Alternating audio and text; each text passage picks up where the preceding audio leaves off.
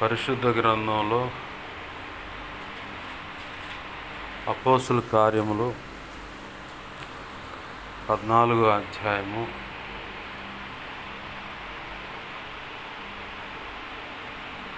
అపోస్తుల కార్యములు 14వ అధ్యాయము 11 నుంచి నేను చదువుతున్నాను. జనసమూహములు పౌలు చేసిన దాన్ని చూసి లుకయోనియా భాషలో దేవతలు మనుష్య రూపము దాల్చి మన యొద్దకు దిగి వచ్చి ఉన్నారని కేకలు వేసి బర్నబాకు ద్యుపతి అనియు పౌలు ముఖ్య ప్రసంగి అయినందున అతనికి హెర్మే అనియు పేరు పెట్టాడు. ఆ పట్టణమునకు ఎదురుగా ఉన్న ద్యుపతి యొక్క పూజారి ఎడ్లను పూదండలను ద్వారముల యొద్దకు తీసుకొని వచ్చి సమూహంతో కలిసి బలి అర్పింపవలని ఉండెను. అపోస్తులైన బర్నబాయు పౌలును ఈ సంగతిని విని తమ వస్త్రములు చింపుకొని సమూహంలోనికి చొరబడి, అయ్యలారా, మీరెందుకు ఇలాగ చేయుచున్నారు? మేము కూడా మీ స్వభావం అంటే స్వభావం గల నరులమే. మీరు ఈ వ్యర్థమైన వాటిని విడిచిపెట్టి ఆకాశమును, భూమిని, సముద్రమును, వాటిలో ఉండు సమస్తమును సృజించిన జీవము గల దేవుని వైపు తిరగవలనని మీకు సువార్త ప్రకటించుచున్నాను. చిన్న మాట ప్రార్థన చేసుకున్నాను. ప్రేమగల మా కన్న తండ్రి యేసయ్యా, నీకు వందనాలు, కృతజ్ఞతాస్తుతులు మా ప్రభువా. మీరు ఇచ్చిన లేఖనాన్ని బట్టి నీ కృతజ్ఞతాస్తుతులు. ఈ లేఖనాన్ని విరవండి. ఈ లేఖనము చాటున మీరు దాచి ఉంచిన మీ మనసులో ఉద్దేశించుకున్న సంగతులు ఏమైతే ఉన్నాయో నూతనమైన, లోతైన, అతి శ్రేష్టమైన ఆత్మ ప్రత్యక్షతలతో కూడిన లేఖన ప్రత్యక్షతో ఇమిడినటువంటి శ్రేష్టమైన వర్తమానము అయా, మేము సంపూర్ణ సిద్ధి పొంది ఈ భూమి మీద మాకు నువ్వు నిర్ణయించిన ఆయుష్కాలం అంతట్లో మా పట్ల నువ్వు కలిగిన ప్రణాళిక అనుగుణంగా నీ చిత్తమైన నీ సంతోషం పరిపూర్ణమగునటువంటి ఉన్నతమైన నీ సేవ, నీ కృపను బట్టి సంపూర్ణము చేసి ధైర్యంగా క్రీస్తు న్యాయపీఠాన్ని ఎదుర్కొని ఆనాడు నీ చేత బళా మంచి దాసుడా, మంచి దాసురాలని మెప్పు, ఘనత, మహిమ, బహుమతులు అందుకొని నిత్యత్వంలో ప్రవేశించి వధువులో నువ్వు నిర్ణయించిన ఉన్నత స్థానంలో నిలిచి యుగ యుగాలు నీతో కలిసి నిత్య రాజ్య పరిపాలన చేసి నేను మహింపరుచుకునే భాగ్యం కలుగునట్లుగా నీ కృప ద్వారా అయ్యా, ఇదిగో తండ్రి, నీ మనసులో ఉద్దేశించుకున్న సంగతులన్నీ బయటకు తెచ్చి మీ దాసుడు నీ పక్షమై నిలిచి ఉండగా మీ దాసుడు నోట ఉంచి మీ దాసుని మీ సిలువు చాటును మరుగుపరిచి మీ దాసుని ముఖాంతరంలోంచి మీరు మాకు అందరికీ కనబడుతూ అయ్యా, మీ దాసుడు నోటిని మీ నోటి బొరగా చేసి నీ అనాది సంకల్పంలో మీ దాసులకు నిర్ణయించినటువంటి ధారాళమైన నీ ఆత్మ నడిపింపు, లేఖన ప్రత్యక్షత, ఆత్మ ప్రత్యక్షత, వాక్శక్తిని ఇచ్చి నీవే నాతో మాతో అందరితో సూటిగా, తేటగా, స్పష్టంగా మీరు మాట్లాడుతున్నప్పుడు మా అందరికి వినగలిగిన చెవిని, గ్రహించగల మనస్సును, లోబడు హృదయాన్ని, వాక్యానుగుణంగా జీవించే కృపను, హృదయ సున్నతిని మాకు తెచ్చి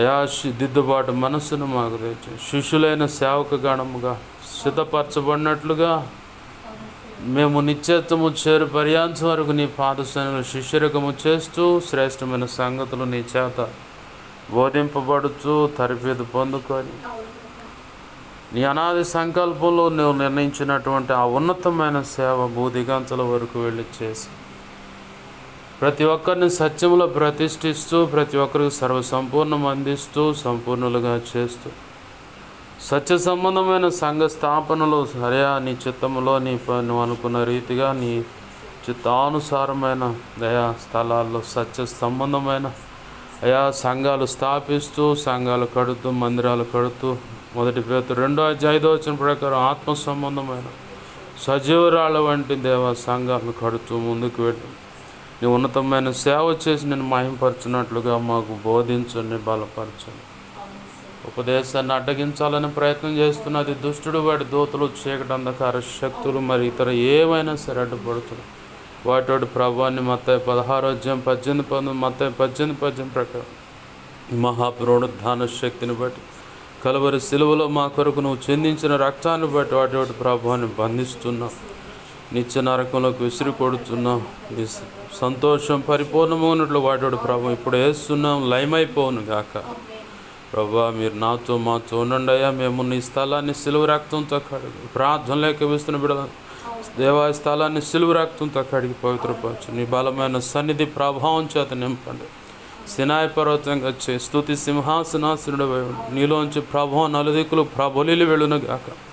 అగ్ని స్తంభమై మాతో నిలవండి ప్రభా.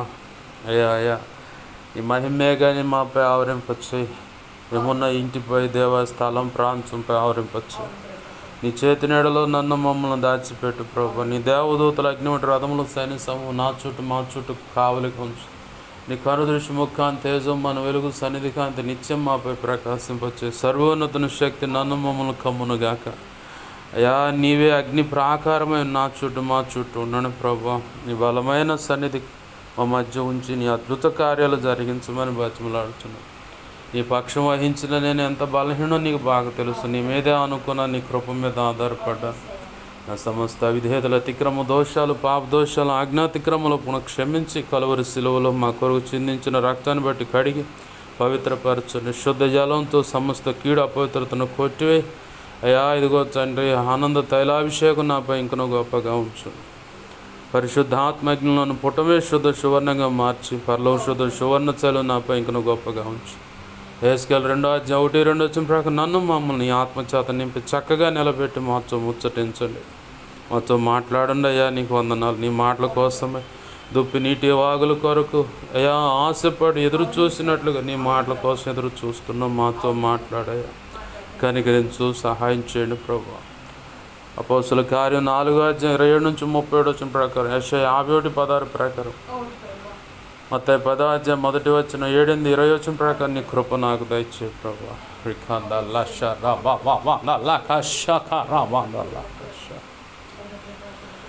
ఇర్మియా 1:9-10-18-19 నీ కృప నాకు దయచే.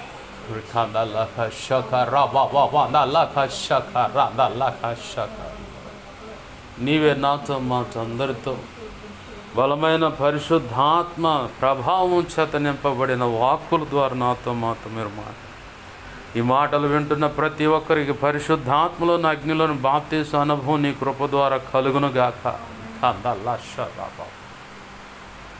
అయ్యా కొర్నేలు ఇంటికి వచ్చినప్పుడు పేతురు భక్తుడు ప్రకటించగా పరిశుద్ధాత్మ బలముగా వారి మీదకు వచ్చి అన్య భాషల్లో మాట్లాడి అనేకులు రక్షణ పొందినట్లుగా ఈ వాక్య సందేశం ద్వారా అలాంటి అద్భుతం, అంతకంటే గొప్ప అద్భుతం నీ కృప ద్వారా యేసు నామములో జరుగునుగాక. కనికరించమని నీ వాక్యాన్ని బట్టి కృతజ్ఞతాస్తుతులు చెల్లిస్తూ నీ కృప ద్వారా అద్భుత కార్యాలు జరిగించమని అయ్యా ఇదిగో తండ్రి సూచక్రియలు జరుగుతున్న వెంటనే వాక్యం స్థిరపరచబడినదని చెప్పని ఆనాడు లేఖనంలో సెలవిచ్చినట్లు దేవా అలాగ జరిగించమని, అంతకంటే అద్భుతంగా జరిగించమని. ఇదిగో సదాకాలము నేను నీతో ఉన్నాను, అలాగ నాతో మాతో మీరు నువ్వు అనుకున్న కార్యం జరిగించమని యేసయ్య ఉన్నత అనంత శక్తిగల నామమున అడిగి వేడుకొని ప్రార్థించి సమస్తం పొందుకొని కృతజ్ఞతాస్తుతులు చెల్లించి నీ కృపాస్తాలకు నన్ను మమ్మల్ని అప్పచెప్పుకున్నాం మా తండ్రి. ఆమేన్. ఆమేన్. ప్రభునందు సమకూడిన నా ఈ మాటలు వింటున్న ప్రతి ఒక్కరికి ప్రభు అయిన యేసుక్రీస్తు వారి పేరట నా హృదయపూర్వకమైన వందనాలు. అందరికీ వందనాలు. చదువుకున్న లేఖన భాగంలో పౌలు భక్తుడు ఓ ప్రాంతానికి వచ్చాడు. ఆ ప్రాంతంలో దేవుని యొక్క మాటలు ప్రకటిస్తూ ఉన్నాడు. దేవుని మాటలు ప్రకటిస్తూ ఉంటే అక్కడ చిన్నప్పటి నుంచి అంటే ఒక కుంటివాడు కనపడుతాడు. అక్కడ పై వచనాలు గమనిస్తే అక్కడ లోస్త్రాలో బలహీన పాదములు గల ఒకడు ఉండేను. అతడు పుట్టినది మొదలుకొని కుంటివాడై ఉండెను, నడవలేక కూర్చుండువాడు అంట. అయితే పౌలు భక్తుడు దేవుని మాటలు ప్రకటిస్తూ ఉంటే చాలా ఆసక్తి కలిగి ఎంత ఆసక్తి అంటే ఆ మాటలు వినటాన్ని బట్టి నేను కూడా బాగుపడగలను. ఎవరు? నేను కూడా బాగుపడగలను. ప్రభు లేఖనం సాక్ష్యం ఇస్తుంది కదా, వినుట వలన విశ్వాసము కలుగును. ఆ వినే మాటలు ఎవరి అంటే యేసుక్రీస్తు యొక్క ఆయన గురించి చెప్పబడుతున్న మాటల వల్ల విశ్వాసం కలుగుద్దట. అలాగనే ఆ మాటలు వినటం వలన కూడా అనేకుల్లో స్వస్థత కూడా కలుగుతుంది. ప్రభు ఆ కృపను కూడా రిలీజ్ చేశాడు. ఆమెన్, హల్లెలూయా. ఎందుకు అంటే తన వాక్కును పంపించి అనేకులను బాగు చేస్తానని కూడా దేవుని లేఖనంలో మాట ఉంది. ఆ మాట ప్రకారము ప్రభు కృపను బట్టి ఆ లోస్త్ర అనే ప్రాంతంలో పౌలు బర్నబాలు ఇరువురు కలిసి దేవుని పక్షంగా కదిలి సేవ చేస్తూ ముందుకు వెళుతున్న పరంపరలో ఆ ప్రాంతంలో నిలబడి దేవుని మాటలు అందిస్తూ ఉన్నారు. ముఖ్య ప్రసంగిగా సహకారిగా బర్నబా ఉన్నాడు, ముఖ్య ప్రసంగిగా పౌలు భక్తుడు ఉన్నాడు. అయితే ఇక్కడ మనం ఒక్కసారి ఎన్నిక అడుగు వేసి దేవుని మాటలు ధ్యానిస్తే ఆ వాక్కులో అంత శక్తి రావడానికి అసలు కారణమేంది? వాక్కులో అంత శక్తి రావడానికి కారణమేంది? మనం కూడా ఒకవేళ సేవ చేయాలనుకుంటున్న ఆసక్తి కలిగిన బిడ్డలు ఒకవేళ ఉండొచ్చు, లేదు సేవలో ఉన్నవాడు, సేవకురాలుగానో సేవకుడిగానో ఉన్నవాళ్ళు ఈ ప్రశ్న ఆటోమేటిక్గా పుడుతుంది.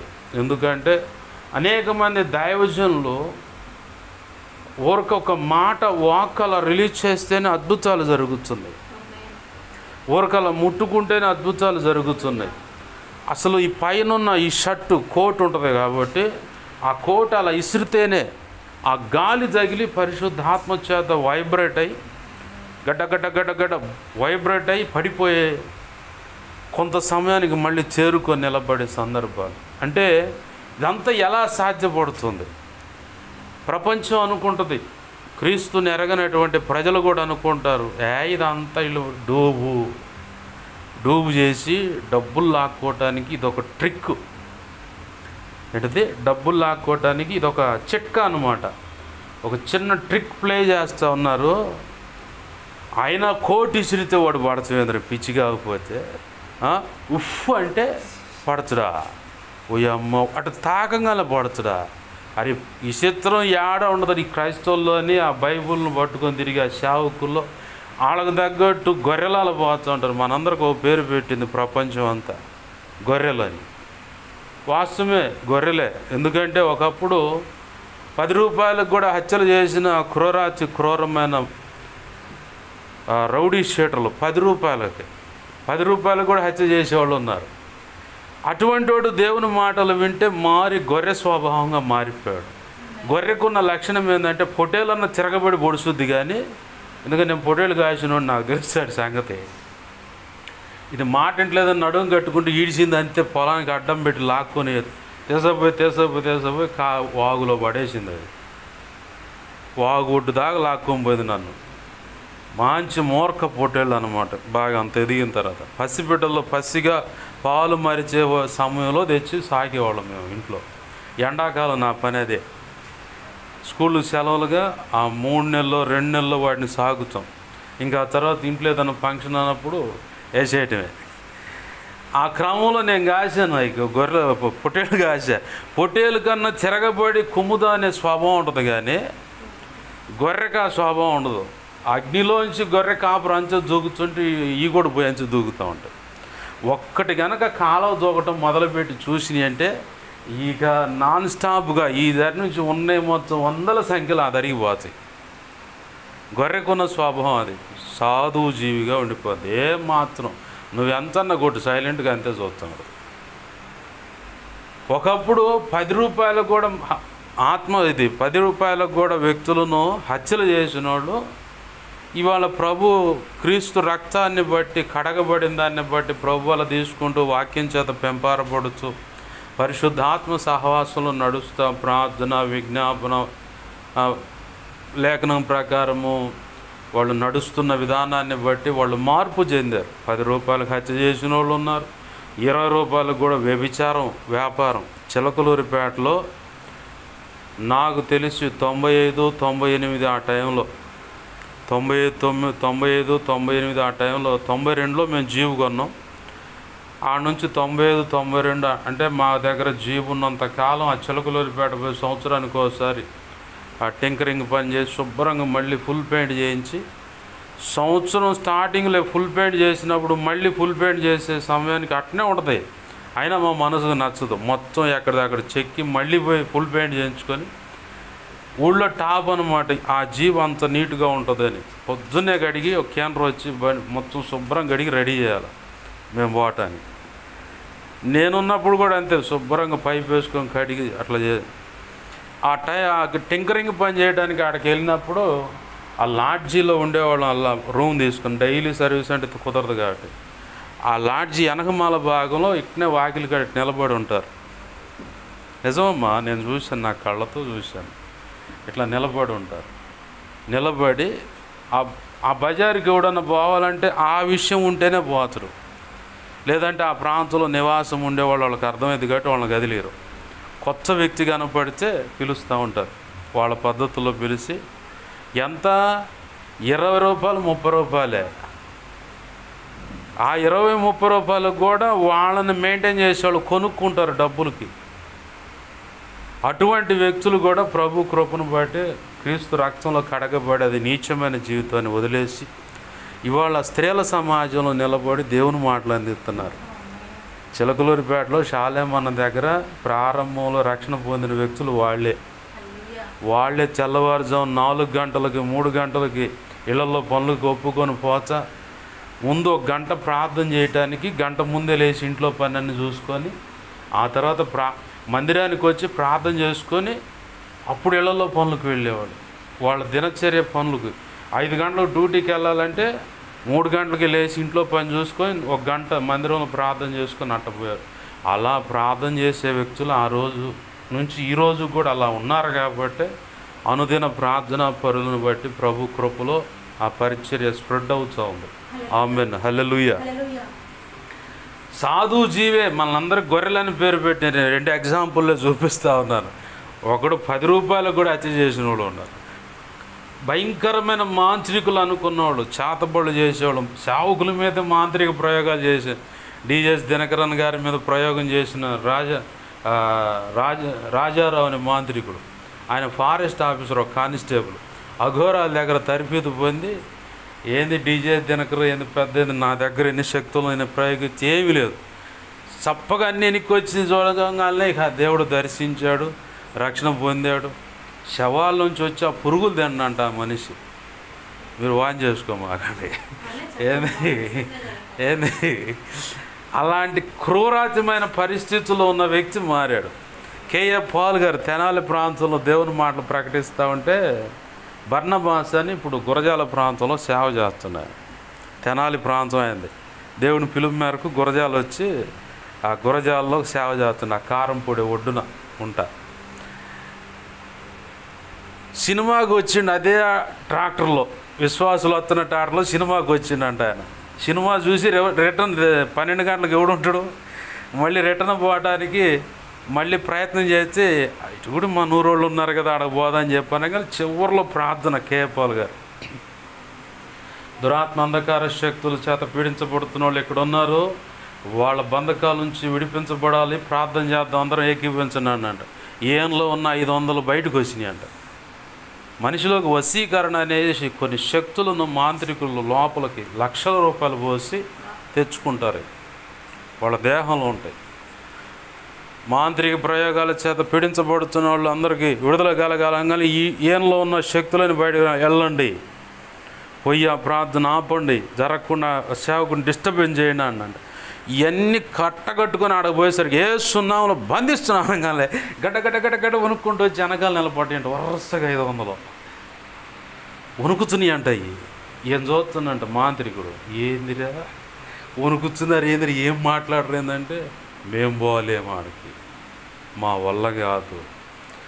ఆ దెబ్బతో మా తాత చేసిన పొరపాటు నా జీవితంలో ఇక్కడ తెచ్చిండు, అసలు వీటి వల్ల ఏమీ ఉపయోగం లేదని చెప్పని అర్థమై మళ్ళీ దేవుని కృపను బట్టి రక్షణ అనుభవంలోకి వచ్చి ఇవాళ దేవుని కృపలో సేవ చేస్తుంది. అంత సేవకుల మీద మాంత్రిక ప్రయోగాలు చేసిన వాళ్ళు మారు మర్చిపోయింది సేవ చేస్తున్నారు. వాళ్ళు ఒకప్పుడు క్రూరత్వం తెలియదు, అజ్ఞాన స్థితి. కానీ క్రీస్తు రక్తంలో ఎప్పుడైతే కడగబడ్డారో వాళ్ళు సాధువు జీవులు అయ్యారు. మనందరికి ఏం పేరు పెట్టారంటే గొర్రెలు అని పేరు పెట్టారు. ఏంది? ఓకే, గొర్రెలే.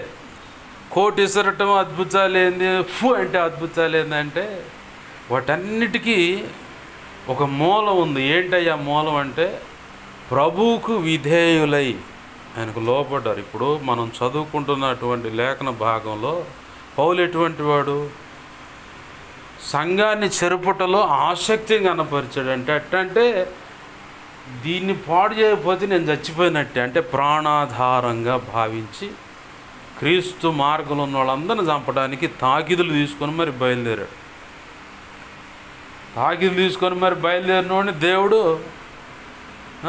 మార్గంలో దర్శించటం, కళ్ళు మూతపడటం, అప్పటి వరకు ఉన్న కళ్ళకున్న గర్వం అనే పొరలు పొసులాగా అట్ట కట్టుకోవటం, మొత్తం అననీయ అనే ఒక సహోదరుని ప్రవక్తను ఆయన పంపించగానే చేతులుంచి ప్రార్థన చేయటం, ఆ పొరలన్నీ రాలిపోవటం, బాప్తీసం పొందటం, ఒక 3 సంవత్సరాలు ఏకాంతంగా వెళ్ళిపోయి దేవుని సన్నిధిలో ఎక్కువ సమయం గడపటం, పరిశుద్ధాత్మ చేత నింపబడిన వాడే ఆ తర్వాత పౌలుగా. అంతకుముందు సౌలే. ఎప్పుడైతే పరిశుద్ధాత్మ చేత నింపబడ్డాడో వెంటనే పౌలుగా మార్చబడి ప్రభు కృపలో సేవ చేయటం మొదలుపెట్టాడు. ఆయన దేవుడు దర్శించగానే అననీయ అనే ప్రవక్త చేతులుంచి ప్రార్థన చేసిన వెంటనే సేవకు రాల. 3 సంవత్సరాలు వేరుగా ఎవరితో కలవకుండా ప్రత్యేకంగా దేవుని దగ్గర తరిపీదు పొందారు. తరిపీదు అనగానే గుర్తొచ్చింది, మనం ఖచ్చితంగా దేవుని దగ్గరే తరిపీదు పొందాలి. వాస్తవం అది. ఎందుకంటే ఒకవేళ థియాలజీ అన్నీ ఉన్నాయి కానీ చరిత్ర తెలుసుద్ది, క్రాస్ రెఫరెన్స్లు ఎక్కడున్నాయని తెలుసుద్ది. కానీ యేసయ్య దగ్గర కూర్చుంటే ఈ క్రాస్ రెఫరెన్స్లు ఈ చరిత్రతో పని లేదు. మొత్తం కిచిడిగా గొట్టి పండుగకి మొత్తం తీసుకొచ్చి ముద్దగా పెడతాడు ఆయన. మొన్న ఒక తమ్ముడు అడుగుతున్నాడు, అన్న పలానా సంఘంలో ఇలా తరిపీదు ఇస్తున్నాడు, నేను పోతాను. నీకు అవసరం లేదయ్యా, దేవుడే ఇస్తాడు నీకు తరిపీదు. దేవుడు ఇవ్వాలా, దేవుడు ఇచ్చాడు అనుకో, అది అద్భుతంగా ఉంటుంది. ఈ తరిపీదు వాళ్ళు ఏంటంటే క్రాస్ రెఫరెన్స్లు తెలుస్తాయి, చరిత్ర తెలుస్తుంది, కానీ దాని లోతు తెలియదు, దాని లోపల ఏమేమి దాగి ఉన్నాయో తెలియదు, అర్థం కాదయ్యా. దయచేసి నువ్వు దేవుని పాద సన్నిధిలో కూర్చో, అక్కడ తరిపీదు. ఆయన తరిపీదు ఇచ్చాడా, నీ ముందు ఎవడూ నిలబడలేడు. అంత గొప్పగా దేవుని మాటలు నువ్వు ప్రకటించగలుగుతావు. స్తెఫను గురించి, పిలుపు గురించి ఏం చెప్పారు? వాళ్ళు వాదిస్తుంటే వాదించేదానికి వాళ్ళు వేసిన ప్రశ్నలకు తిరుగు సమాధానం ఇస్తూ అట్లా చాలా వాదులాట జరిగింది. పిలుపు విషయంలో కానీ స్తెఫను విషయంలో వాళ్ళు కనపరిచిన ప్రజ్ఞకు ఈ ఎదుటోళ్ళు ప్రశ్న వేసేవాళ్ళు తట్టుకోలేక, ఎక్కడిది ఇంత జ్ఞానం, అసలు ఏంది ఇంత పాండిత్యం ఎక్కడిది, ఇంత జ్ఞానం ఎక్కడిది, వీళ్ళు భోజనం వడ్డించే పరిచయం కదా వీళ్ళు చేసేది. ఆడ అసామాన్యంగా ఉన్నటువంటి ఈ వ్యక్తులు అస్సలు మా ఊహలకు కూడా అందనటువంటి ఉన్నత స్థితి, ఆ ప్రత్యక్షత, ఆ ప్రత్యుత్తరము అసలు ఎక్కడి నుంచి వచ్చిందని నివ్వురుపోయారు. అంటే బిత్తరపోయారన్నమాట. వామ్మా, యాడ్ నుంచి వచ్చింది. దేవుడిచ్చిన తరిపీది అలా ఉంటుంది. అదే మనము ప్రయత్నం చేసినప్పుడు, అంటే ట్రైనింగ్ నేను తృణీకరించట్లేదు, చరిత్ర అర్థమైంది. అయితే దాన్ని బేస్ చేసుకొని నాకంతా తెలుసు అనే భావన మనలో ఉండకూడదు. నాకు ఏమి తెలియదని ప్రభు సన్నిధిలో కూర్చోవటం, ఆయన ఇస్తాడు ప్రత్యక్షత, లేఖన ప్రత్యక్షత అయినా ఆత్మ ప్రత్యక్షత అయినా. ప్రభు కృపను బట్టి నేను చెప్పగలను, నాతో మాట్లాడిన విషయాలు, దేవుడు మాట్లాడిన విషయాలు, పరిశుద్ధ గ్రంథం అంతటి విషయంలో ఒక లెక్క.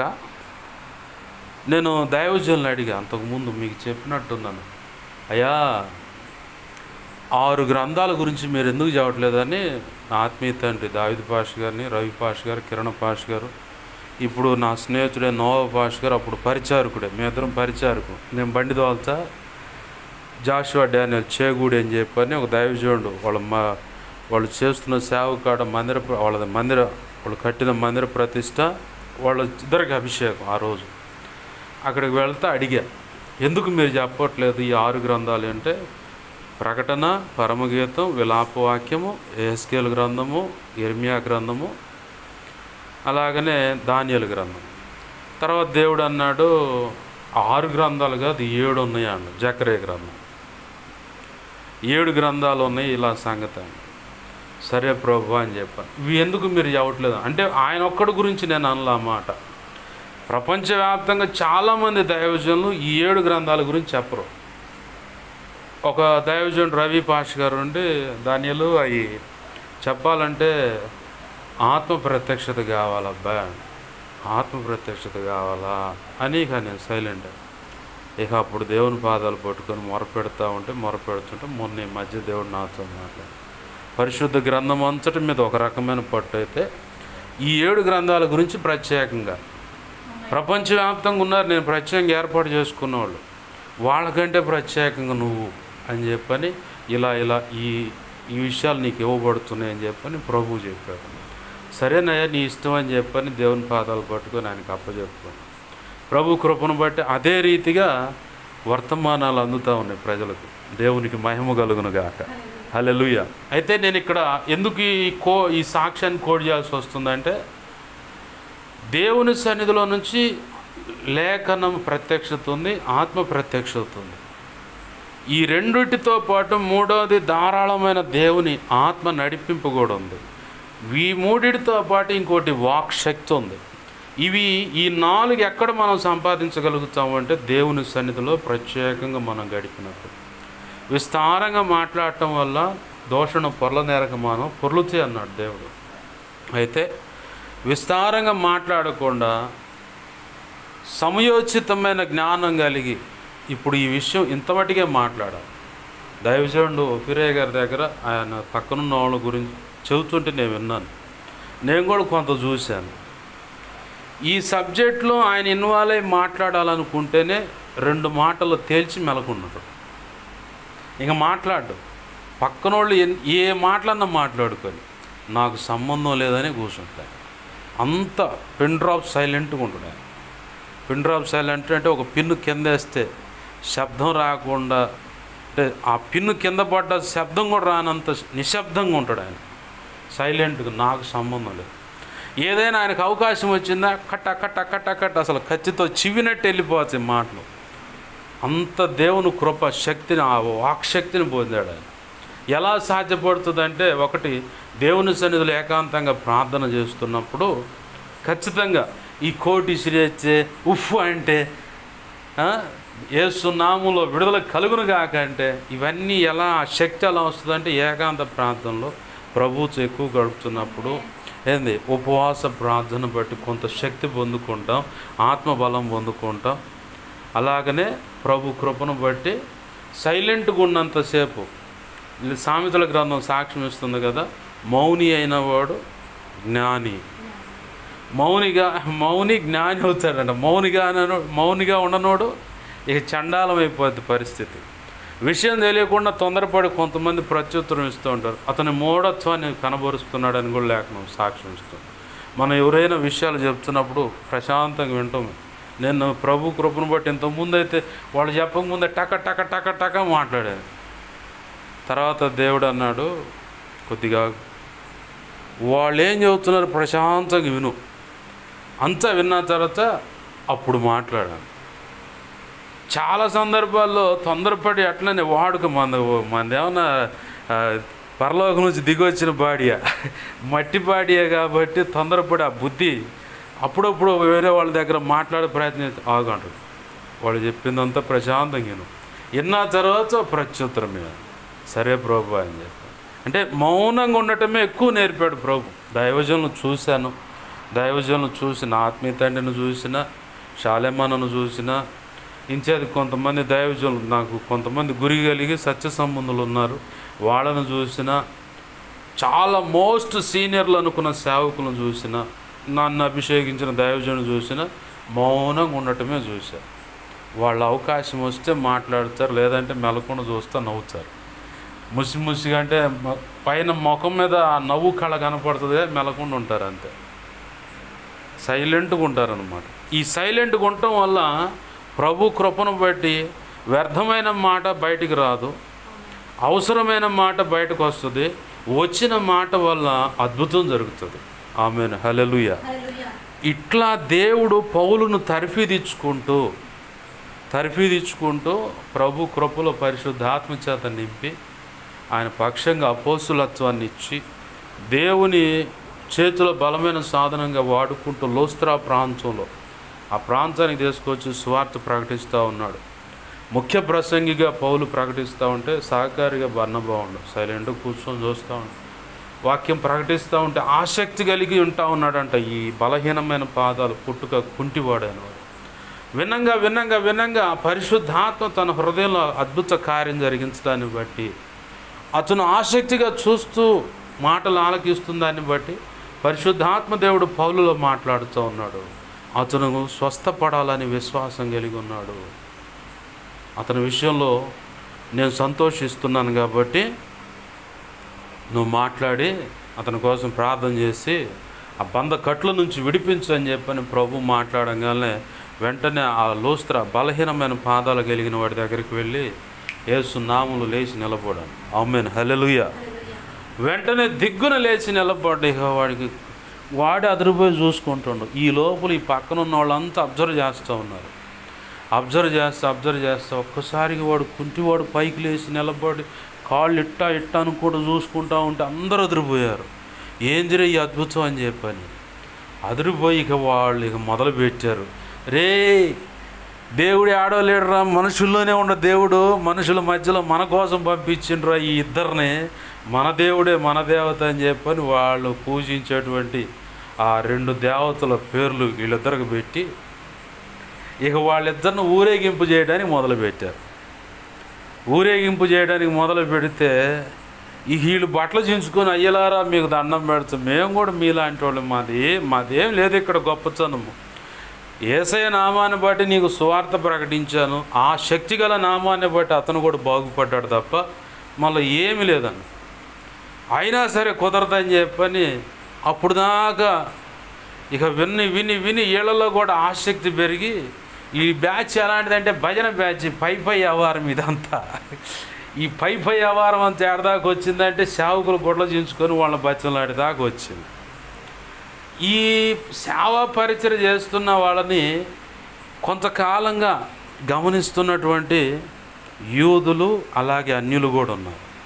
ఈ యూదులు అన్యులు అంతా కలిసి యూదులే అన్యులను రేపి, అంటే ఇక్కడ 2 కోణాలు వస్తుంది. ఇప్పుడు క్రీస్తు రక్తంలో కడగబడి ఉన్నాం కాబట్టి మనం యూదులంటే క్రీస్తు రక్తంలో కడగబడిన వారు, అంటే ఈ సేవా పరిచర్య దేవుని మాటలు ఆ దైవజనుడి ద్వారా అందుతున్న విషయాలు దేవుని ప్రజలు అంటే అన్యులకు కానీ దేవుని ప్రజలకు కానీ అందకుండా వీళ్ళ కడుపులో ఖర్చు పెట్టుకున్నారు. ఇది ఒక బ్యాచ్. వీళ్ళు ఇంతటితోనే ఉండకుండా వాళ్ళ బంధువులు ఉంటారుగా, అన్యులు ఎవరో ఒకళ్ళు బంధువులే కావచ్చు, చుట్టుపక్కల ఉన్నవాళ్ళు వాళ్ళ మాట చెబితే వినేవాళ్ళు, వాళ్ళని రేపారు. ఏందిరా సైలెంట్గా ఉంటారు, అంతా చేసేదంతా తేడా అయితే మన సంగతి మనం ఇదంతా ఏంది అది ఇది అని చెప్పని వాళ్ళు చిన్నగా రెచ్చగొట్టారు. వీళ్ళు కాపు కాసుకున్నారు, ఎప్పుడు దొరుకుతారా ఎక్కడ దొరుకుతారా అని.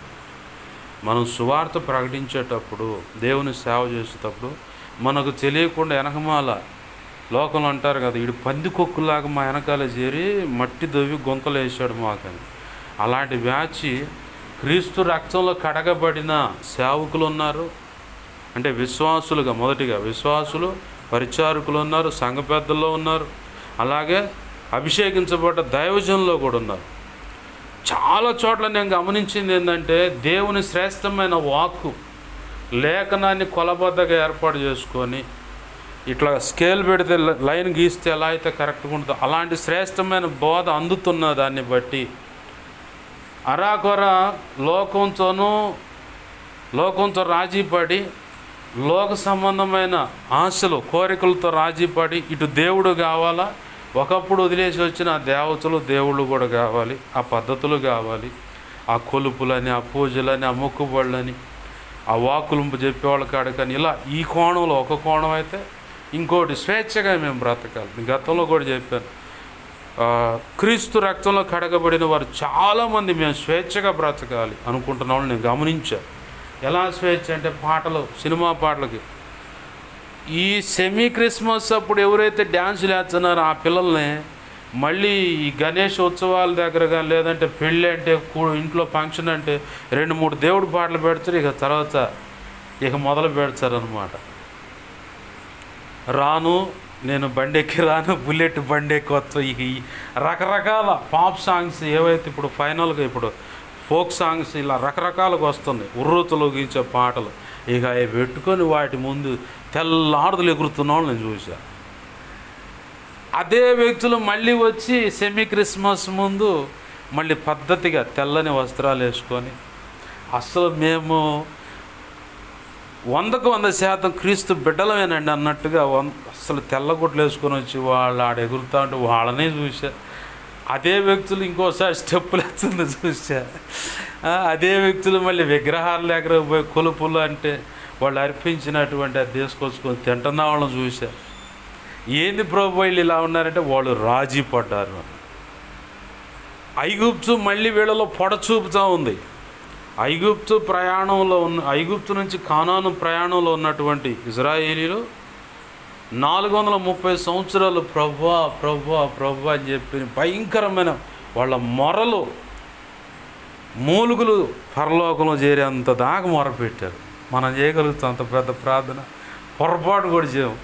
నెల లేదంటే 20 రోజులు ఆ తర్వాత కేల్కతం అయిపోయింది, పద ఈ దేవుడు ఏం పని చేయలే కదా ఇంకోసారి పోదాం రావే అని చెప్పని మొగుడైతే భార్య అయితే ఏమయ్య ఇక జాలిరా ఇక పోదాంరా అని చెప్పని ఇటు జారుకొని సర్దుకునే వ్యవహారమే కానీ నిలబడే వ్యవహారం కానీ 430 ఏళ్ళు మొరపెట్టారంటే 4 తరాలు వదిలిపెట్టకుండా మొరపెడతాడు. 10 అద్భుతాలు దేవుడు చేశాడు మోషేని పంపించి. ఎర్ర సముద్రం కాడ ఒక అద్భుతం చేశాడు. అది దాటంగా ఇక మొదలుపెట్టారు. ఇక ఎర్ర సముద్రం కానించే మొదలుపెట్టారు. ఎర్ర మోషే పగబెట్టుకున్నావు కదా, ఐగుప్తులో నిన్ను ఎదిరించావనే కదా ఈడకు తెచ్చి ఎడైతే మొత్తాన్ని పూడ్చిపెడతానికి ఎడారి బాగుంటుందనే కదా నువ్వు ఈడకు తెచ్చాను. ఏంది ప్రభు అంటే నాకెళ్ళి చూస్తే కర్రజాప సముద్రంకి వెళ్ళా. అక్కడ దేవుడు వచ్చుకుంటే ఇక ఆ తర్వాత మొదలుపెట్టిండు దరువు. ఎర్ర సముద్రం దాడుతుందో నీళ్ళు మొదలుపెట్టారు. సేనాయి పర్వతం మీదకి మోసే పోయాడు. ఏడ్రా అరే అహరోను, ఏడ్రా మీ అన్న ఏడ్రా, మీ తమ్ముడు ఏడ్రా, ఏడ్రా అని చెప్పని ఇక మొదలు పెట్టారు. మిరియాం ఏడా మీ తమ్ముడని. చివరికి అహరోను ఎదిరించలేక వీళ్ళు దుర్మార్గులు అని చెప్పని మూర్ఖ ప్రవర్తనకి వెళ్ళవాళ్ళని మీరు చెప్పి పోయి కమ్మలు తీసుకురండి అని చెప్పని పోగులు అవి తెచ్చి పోత పోసి అచ్చు పోసి దూడ బొమ్మ. ఆహా ఓ ఇజ్రాయేలు చూడు, ఐగుప్తు నుంచి మనం బయటకు తెచ్చిన దేవుడు ఇదే అని చెప్పని మొరపెట్టారు. వాస్తవానికి అదేనా? ఆ దూడ బొమ్మ ఏడుందంటే ఐగుప్తులో వాళ్ళు ఆచరించే దేవత బొమ్మ ఒకటి ఉంది. వీళ్ళు అటుపోయి ఐగుప్తులో ఉన్నటువంటి ఆ పద్ధతులు, ఆలోచనలు, ఆ కోరికలు వాళ్ళకి ఇష్టం వచ్చిన వాళ్ళు బ్రతుకుతున్నారు. వాళ్ళ మధ్యలో చూసి ఈ వచ్చే గుంపు కూడా కొంతమందిని వెనకాల సంచులు వేసుకొని తెచ్చుకున్నారు. మిశ్రిత జనము వల్ల అని లేఖనం సాక్ష్యం ఇస్తుంది. క్రైస్తవుడు నడిచే పద్ధతుల్లో బాగానే నడిచే పర్లేదు, పక్కన పలు రకాల పద్ధతులు ఉన్నవాళ్ళు వాళ్ళకెళ్ళి చూసినప్పుడే వీళ్ళు కొత్తగా తెగులు పుడుతుంది. వాళ్ళు చూడు వాళ్ళు ఎంత ప్రశాంతం, వాళ్ళు చూడు ఎంత ప్రశాంతం. అట్టనే ఆశాబు కుమారులు అట్టుకుంటారు, ఆశాబు కుమారులు అట్టుకుంటారు. చూడు ప్రభా దుర్మార్గం బ్రతుకుతున్నాడు, ఎంత పచ్చగా ఉండు, మాకెందుకయ్యా, మాకెందుకు ఈ కష్టాలు అని చెప్పని ఆ లేఖనం మొదలుపెట్టి చివరిలో అంటాడు వాళ్ళని కాలు జారే చోటునే పెట్టాం. వాళ్ళు ఎప్పుడు కింద పడుతారో వాళ్ళకి అర్థం కదా. అయ్యో పశుప్రాయుడైన నేను ఎంత అవివేకంగా ఎదుటికి వచ్చి వాదించానే, నన్ను క్షమించు ప్రభు, నేనైతే క్షేమ స్థితిలో ఉన్నాను అంటే మూర్ఖంగా మనమే మాట్లాడుతాం. ఆ లేఖనం అర్థం ఏంటంటే పక్కన మిశ్రిత జనాన్ని వాళ్ళ మిశ్రిత పద్ధతులను చూసి వాళ్ళే బాగున్నారు అని చెప్పి అనుకొని ఏందని ప్రభును సణిగల. ఆనాడు ఇజ్రాయేలీల మధ్యలో ఐగుప్తు నుంచి కానాను ప్రయాణంలో ఉన్నటువంటి ఇజ్రాయేలీల మధ్యలో ఈ మిశ్రిత జనం కూడా ఉన్నారు. వాళ్ళని బట్టి సణుగులు పుట్టి చివరికి దేవుని దగ్గరికి ఆడుకు వచ్చారంటే మాంసం అంటే ఆ కీర దోసకాయలు, ఆ ఉల్లిగడ్డలు, ఆ చేప ముక్కలు కూర్చోతున్నారు. ఇక లాభం లేదని మొత్తాన్ని వరుసపెట్టి ఐగుప్తులో నుంచి వచ్చినటువంటి 6 లక్షల కాల్బలం టోటల్గా సంఖ్య బైబిల్ పండితులు చెబుతున్న మాట 30 లక్షల మంది. సంఖలో ఉన్న పిల్ల కానించి ఆ 30 లక్షల మంది మొత్తాన్ని ఒక ఇద్దరిని తప్ప మొత్తాన్ని తుడిచిపెట్టాడు. నడిపించే నాయకుడు మోషే కూడా పోయిండు, అహరోను పోయిండు, మిరియాం పోయిండు, వాళ్ళ పిల్లలు. అయితే సున్నతి లేనటువంటి సంతానము యోర్దాను నది దాటింది. వాళ్ళతో పాటు ఐగుప్తులో సున్నతి చేయబడినటువంటి కాలేబు, యెహోషువలు మాత్రమే ఆ మిగతా ఇజ్రాయేల్ ప్రజలతో పాటు యోర్దాను నది దాటారు. మిశ్రిత జనాన్ని బట్టి వచ్చిన సణుగులు అంటే ఈరోజు క్రైస్తవత్వంలో కూడా నేను చూసిన ప్రపంచంలో ఆళ్ళను చూసుకొని దేవుని ప్రశ్నిస్తున్నాం, కానీ వాళ్ళు కాలు జారే చోటునున్నారన్న సంగతి మనం మర్చిపోతున్నాం. ఒక కోణం. ఇంకోటి ఏంటంటే వాళ్ళ వల్ల దేవునికి వ్యతిరేకంగా సణుగులు, గొణుగులు, దేవునికి నచ్చినటువంటి పద్ధతుల్లో మనం చూస్తూ ఉన్నాం. ప్రభునందు ప్రియమైన దేవుని బిడ్డ గమనించండి. ప్రభు అంటున్నాడు, ప్రభు యొక్క లేఖన కాంతిలోంచి మనతో మాట్లాడుతున్న విషయం ఏంటంటే మిశ్రిత జనం ఎవరైతే ఉన్నారో ఆ మిశ్రిత జనం వల్ల సణుగులు, గొణుగులు. పౌలు చుట్టూ కూడా ఇక్కడ కొంతమంది మిశ్రిత జనం ఉన్నారు. ఆ మిశ్రిత జనంలో కొంతమంది రాజీ పడ్డవాళ్ళు ఉన్నారు. క్రీస్తు రక్తంలో కడగబడిన వారు కూడా లోకంతో రాజీ పడ్డవాళ్ళు ఉన్నారు. వాళ్ళే కాకుండా ఇంకా కొంతమంది వాళ్ళ పక్కన చుట్టాలు గాను, బంధువులు గాను, ఇరుగు పొరుగు గాను ఉంటా ఉన్నారు. ఎవరు చెప్పని విడ్డూరంగా ఏందమ్మా ఈ దైవజనుడు ఇంత ఇదిగా చెబుతుండని చెప్పని మాట్లాడేవాళ్ళు కూడా ఉన్నారు.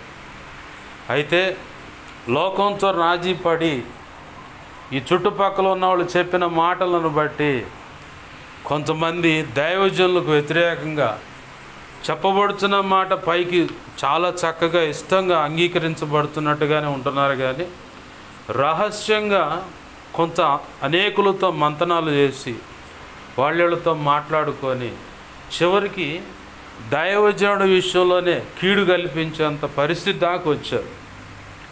ఓ పక్క వాళ్ళ మధ్యలోనే ఉన్నారు.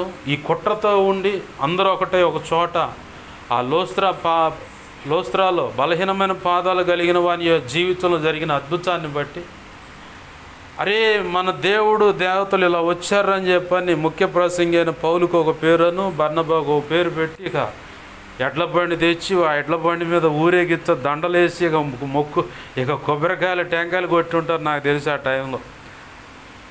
మనం గనక దేవుడు గనక దేవతగా బొమ్మ ఇట్లా వస్తూ ఉంటే ఆ నిమ్మకాయలు కోసి పసుపద్ది, కుంకుమద్ది వాటిని వేసి 2 చేతులు ఇట్లా ఇంటిలాగా పడేలాగా అటు ఒకటి ఇటు ఒకటి వేసి నీళ్లు పోసి దండం పెట్టి కొబ్బరికాయ కొట్టి వాళ్ళు ఏదో నిత్య ప్రసాదం ఆ టైపులో వీళ్ళని కూడా మొదలు పెట్టుంటారు నాకు తెలిసి. మొదలు పెడితే ఆ బళ్ళని ఎక్కకుండా పీక్కొని పాడుకొచ్చి అయ్యా మీకు దండం పెడతాం, మేమేం దేవుళ్ళం కాదన్నారు. దేవుని మాటలు సూటిగా ప్రకటించబడుతున్న దాన్ని బట్టి నచ్చని పరిస్థితి. ఎందుకంటే రాజీ పడ్డారు వాళ్ళు, లోకంతో రాజీ పడ్డారు. లోకంలో ఉన్నటువంటి వ్యక్తులకి నచ్చని మాటలు అందుతున్న దాన్ని బట్టి వీళ్ళు చెప్పిన మాటలు వాళ్ళు వినేటట్టుగా, వాళ్ళు చెప్పిన మాటలు వీళ్ళు వినేటట్టుగా వీళ్ళు ఇటు లోకము క్రీస్తు రక్తంలో కడగబడి కూడా లోక పద్ధతులతో కూడా రాజీ పడ్డవాళ్ళు, లోకంలో ఉన్నటువంటి రక్షణ లేనటువంటి ఆ వ్యక్తులతో, ఆ మిశ్రమ పద్ధతుల్లో ఉన్నటువంటి ఆ వ్యక్తులతో వీళ్ళు కలిసి వీళ్ళ మనసులు ఏకీవించడాన్ని బట్టి దైవజనుడు సూటిగా చెబుతున్న మాట నచ్చక పలు ప్రాంతాల నుంచి వారు వెంబడిస్తున్నారంట. ఎక్కడ దొరుకుతారు వీళ్ళు, ఎక్కడ దొరుకుతారని. ఆ లేఖనం చూస్తే పైన కనపడుతుంది. అపోస్తుల కార్యంలో ఆ లేఖనంలో పైన ఒక మాట ఉంటుంది.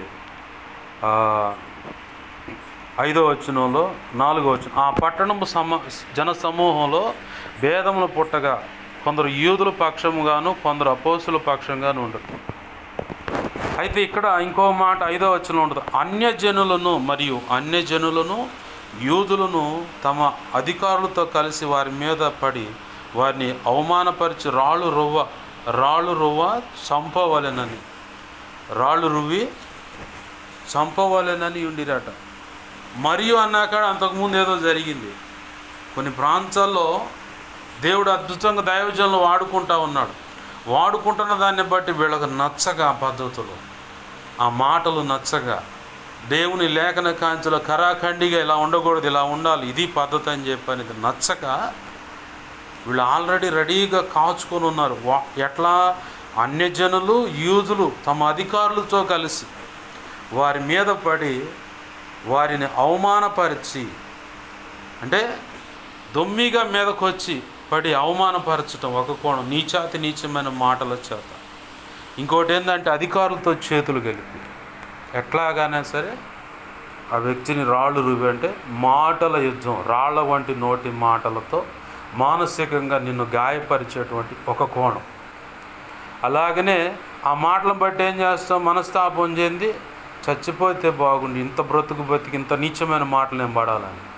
మా దైవజనుడు ఆత్మీయ తండ్రి అన్నాడు, సిగ్గుపడేవాడు, మొఖమాట పడేవాడు, ఒక మాట అంటే రోషపడేవాడు సేవకు పనికిరాడు.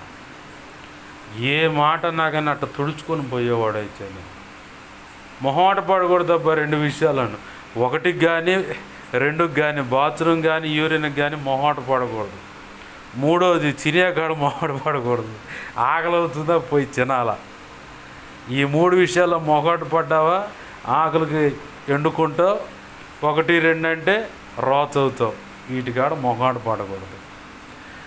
ఇంకోటి సిగ్గుపడకూడదు. వాళ్ళు ఏమైనా అనుకుంటారని నేను చేసి తినరేమో, ఇవ్వచ్చు. నిన్ను అవమానపరిచినా సరే దేవుని గురించి 4 మాటలైనా సరే అందించు. మూడోది, నువ్వు గిల్టీ ఫీల్, నువ్వు రోషం తెచ్చుకున్నావు అనుకో దేవుని పని చేయలేవు. ఏ మాట అన్నా సరే తుడుచుకొని పోయే వారం ఉండాలి. తుడుచుకొని పోయే మాట అయితేనే నువ్వు సేవలో సక్సెస్ అవుతావు. తుడుచుకొని పోయే వ్యవహారం లేదనుకో, నన్ను అంత మాట అంటాడా, వాడి దగ్గర నేను పోయేది ఏంటండి, ఆడవాళ్ళేది దాని దగ్గర నేను పోయేది ఏంటండి. నేను దైవజనుడి దగ్గర చూశాను, దాన్ని నేను ఒకడైతే నీచంగా ముందే మాట్లాడాడు, నన్నే మేమంతా బయట ఉన్నాం, దేవుని ఆరాధన జరుగుతుంది, అదే మార్గంలో పైన ఉంటాడు ఒకడు, ఆ విగ్రహం సంబంధించిన గుడి పక్కన దానికి ట్రస్టర్గాను ఏదో ఉన్నాడు, వాళ్ళ అబ్బాయి గడ్డి మోపేసుకొని వస్తా, మీ అమ్మ ఎవడుదిరా ఈ రోడ్డు అని చెప్పని నీచమైన మాట మాడి అందరం పిడికిలో బిర్రగా బిగించి పట్ట పట్ట పట్ట పళ్ళు కొరుకుతా సైలెంట్గా చూస్తూ ఉన్నాం. ఎందుకంటే అక్కడ సేవ జరగాలి. మేము కోపడితే సేవ జరగదు, ఆడ ఆగిపోద్ది. కాబట్టి ఇక అది కాదని అంతకుముందు టెంట్ వేసినప్పుడు కూడా ఒకసారి అట్నే వచ్చారు. అయినా సరే మా ఆత్మీయ తండ్రి దగ్గర చూసింది ఏంటంటే, ఒక దైవ సేవా పరిచయకు తర్ఫీదు అవుతున్న ఒక వ్యక్తి మరి ఎవరి ద్వారా ఎటువంటి చెడు సమాచారం ఏంటో తెలియదు, దైవజనుడు నిలబెట్టి నువ్వు అట్రా ఇట్రా అది ఇది అని చెప్పి అన్నాడు. సరే అని చెప్పని నవ్వుతూనే ఇట్రా తమ్ముడు అని ప్రార్థన చేసి పక్కకు వచ్చాను. తర్వాత దేవుడు మాట్లాడితే మళ్ళీ పోయి ప్రత్యేకంగా ఇంటికి పోయి, అసలు ఏమైందయ్యా, ఏం తెలిసి నువ్వు ఇలా మాట్లాడుతున్నావు అంటే, లేదా అది ఇది అని చెప్పంటే, నిజం ఇదయ్యా, నువ్వు తప్పుగా అభిప్రాయపడుతున్నావు, ఇంక దీన్ని కూడా నమ్మకపోతే ఇంక దేవునికి అప్పచెబుతున్నా నేను అని చెప్పని ప్రార్థన చేసి సైలెంట్గా పక్కకు. ఇవన్నీ మేము చూసిన దాన్ని బట్టి ఇక ఏంటంటే నా జీవితంలో చాలా ఎదురైన సందర్భాలు ఉన్నాయి. ఒక అన్న అయితే ఓ ప్రాంతంలో వేరే తమ్ముడు బలపరచడానికి వెళ్తున్నా సేవలో, వాళ్ళ నాన్న బిర్రుకు దాగి ఆయన అటు పక్కనుండు, నేను కోటం జరిగించి ఇంట్లోంచి బయటకు వస్తున్నా. మన పిల్లల్ని అనుభవించడానికి వస్తుండే రాయుడు, మన పిల్లల్ని పాడు చేయటానికి, మన పిల్లల్ని శారీరకంగా అనుభవించడానికి వస్తుండే రాయుడు అని చెప్పాను. తమ్ముడు పక్కనే ఉండి అన్నా అండు, సేవలు ఇవన్నీ కామనే, నేను ఆ దురుద్దేశంతో రాలా, నేను బలపరచడానికి వచ్చా, నీకు మనసు పుట్టి మళ్ళీ రమ్మంటే వస్తా, ఇక సెలవు అని చెప్పనేసి ప్రార్థన చేసి దేవునికి అప్పచెప్పేసి వచ్చేసి ఇంకో ప్రాంతానికి పోతే ఆ కుటుంబానికి మేలు లేకపోతే ప్రొటెక్షన్ లేదు, 50 రోజులు ప్రొటెక్షన్ ఇచ్చాం. వాళ్ళ అమ్మగారి ఇల్లు కేసులో ఇంత ఇల్లు 5,20,000 తాకట్టుకి ఎగిరిపోద్ది.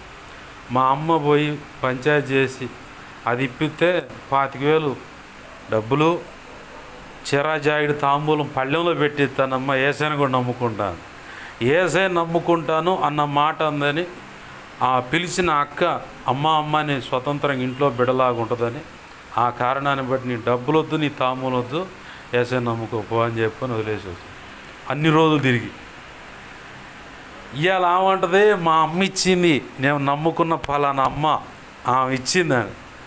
ఆ బజార్లో వాళ్ళు మీరు బతుకున్నంతకాలం మీ తరతరాలు కూడా ఆ తల్లి పేరు చెప్పుకొని బతకాలి మీరు. ఆమె లేకపోతే ఇల్లు ఎప్పుడో ఎగిరిపోయేదా. ఆమె ఉంటుంది ఇప్పుడు మన పిల్లల కోసం వస్తుండ అని చెప్పి. వాళ్ళ ఆయన మా ఇంట్లోనే ఉండి అన్నం తిండి, ఆయన కూడా ఎందుకు వచ్చండి అని అడ్డగించను. ఇవన్నీ అన్న వద్దులేమ్మా మీరు కష్టపడి మాకుండా ఆ బస్ స్టాండ్లో కూర్చొని ప్రార్థన చేసుకుని పోవాలి. అట్లా చేసింది. తర్వాత ప్రభు కృపను బట్టి ఒక ఇల్లు ఆకే పరిచయం చేస్తే ముస్లిమ్స్ ఇద్దరు రక్షించబడ్డారు. ఏంది ఎందుకు ఇటు వచ్చాము? మానసికంగా నిన్ను కృంగదీయటానికి, గాయపరచడానికి భయంకరమైన మాటలు వస్తాయి.